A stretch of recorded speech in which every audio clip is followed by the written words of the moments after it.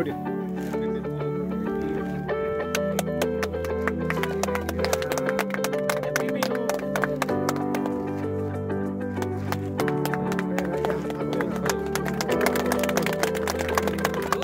সময়ত আপুনি উৰুকাৰ বতৰত বজাৰত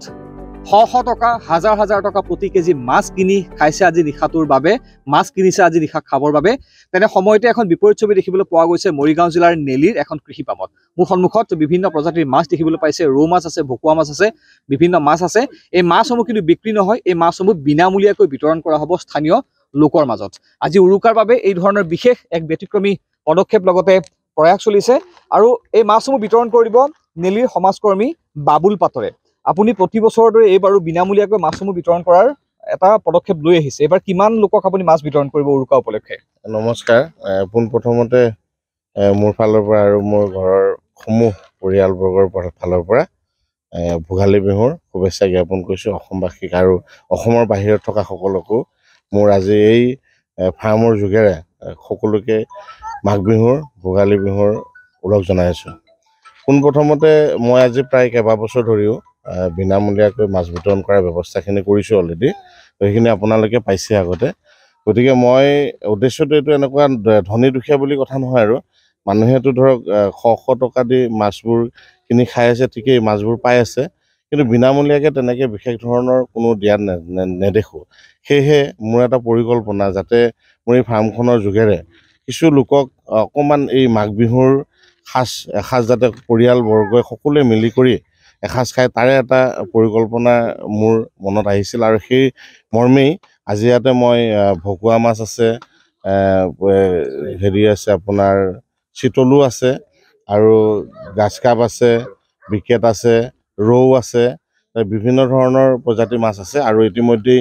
পুখুৰীত মাৰি আছে তাৰিখিনি মাৰি এতিয়া বৰ্তমান লৈ আহিছোঁ গতিকে মই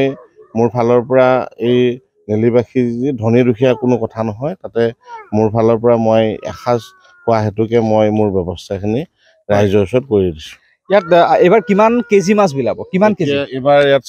4 কুইণ্টেল মাছ ৰেডি কৰিছে 4 কুইণ্টেল মাছ ৰেডি কৰিছে স্থানীয় লোকক বিলাবলৈ আৰু কুলিপে দেখুৱাব বহু লোক ইয়াত একত্ৰিত হৈছে স্থানীয় লোকসকলো আজি উৰুকাৰ নিশা এওঁলোকে ইয়াৰ পৰা মাছ নি উদযাপন কৰিব লগে ভাগে এসাঁজ খাব সম্পূৰ্ণ মাছ তেওঁলোকে বিনামূলীয়াকৈ ইয়াত লাভ কৰিব আপুনি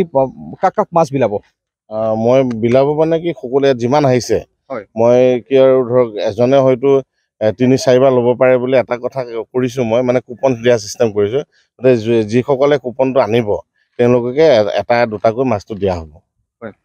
বহু লোকে ইয়াত একত্ৰিত হৈছে বহু লোকে মাছ নিবলৈ আহিছে কথা পতাৰ আমি চেষ্টা কৰিম বাইদেউ ক'ৰ পৰা আহিছে আপুনি ইয়াৰে হয় আপুনি আজি কি মাছ নিব ইয়াৰ পৰা আমাৰ ককাই যি মাছ দিয়ে সেইটোৱে ল'ম আৰু আজি উৰুকাৰ নিশাৰ প্ৰস্তুতি কেনেকুৱা চলিছে আপোনাৰ ভালেই চলিছে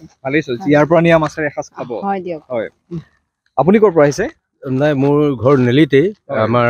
বাবুল চন্দ্ৰ পাটৰ ওচৰতে একে ওচৰা-ওচৰি তেওঁ প্ৰতি বছৰে এই ব্যৱস্থাটো কৰি আছে আজি প্ৰায় 6-7 বছৰ হৈছে গতিকে তেওঁ সৰ্বসাধাৰণ মানুহক ভোগালীৰ উপহাৰ হিচাপে প্ৰত্যেক বছৰে মাছ বিতৰণ কৰি সাধাৰণ জনগণে যাতে এসাঁজ ভালকৈ খাব পাৰে পৰিয়ালবৰ্গক লৈ তেনেকৈ এই ব্যৱস্থাটো কৰিছে গতিকে সদুশেষত মই বাবুল চন্দ্ৰ পাটৰ আমাৰ নেলিৰ নেতৃস্থানীয় ব্যক্তি নেতাও তেখেত তেওঁ সমাজকৰ্মী নেলিৰ বহুখিনি তেওঁ অৱদান আছে বিভিন্ন দিশত গতিকে তেওঁ সুস্বাস্থ্য সুদীৰ্ঘায়ু কামনা কৰিছোঁ আৰু ইয়াৰ লগতে নেলি অঞ্চলৰ লগতে ইয়াত উপস্থিত থকা সমূহ ৰাইজক মই ভোগালীৰ ওলগ যাচিছোঁ ইয়াৰ লগতে সদু অসমবাসীকো ভোগালীৰ ওলগ যাচিছোঁ যাতে সুন্দৰকৈ ভালদৰে এই ভোগালী বিহু উদযাপন হয়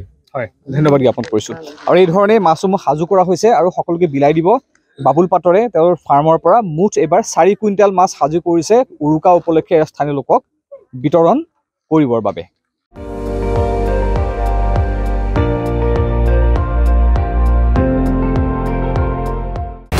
আপুনি চাই আছে ND24 সৰ্বশ্ৰেষ্ঠ নহয় সৰ্বোত্তমৰ দৌৰ